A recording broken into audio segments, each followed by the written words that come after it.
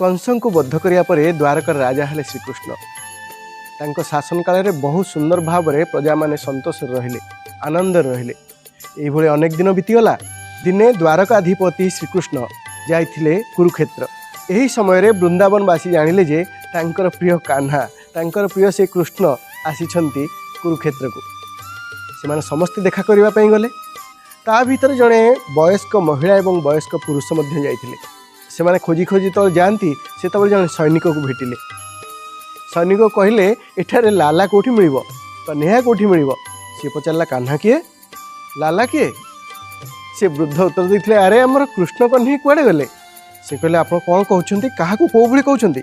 सी होचंती आम राजा श्री कृष्णचंद्र, आपन ताको सम्मान सहित कहतु। तापर से वृद्ध कहले अच्छा से कृष्णचंद्र, से आपण महाराज कृष्णचंद्र कुआड़े गले? तांको टे कहिबे आमे देखा करबा को आसचु।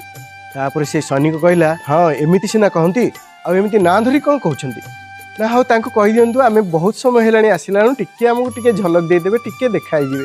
तापर से सैनिकटी पचारला आपण माने किए, को परिचय देबे आपन को महाराज को पाखरे?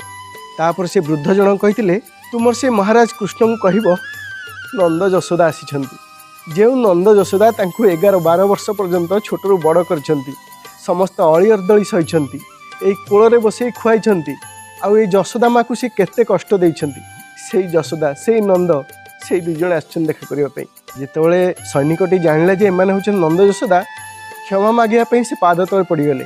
कहले मते क्षमा कर दियंतु आपण दुई जण।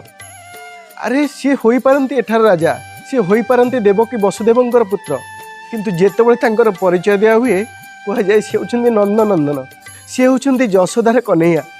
आपण माने क्षमा करंतु, टिके अपेक्षा करंतु, मु जाई कहि दउची। तापरे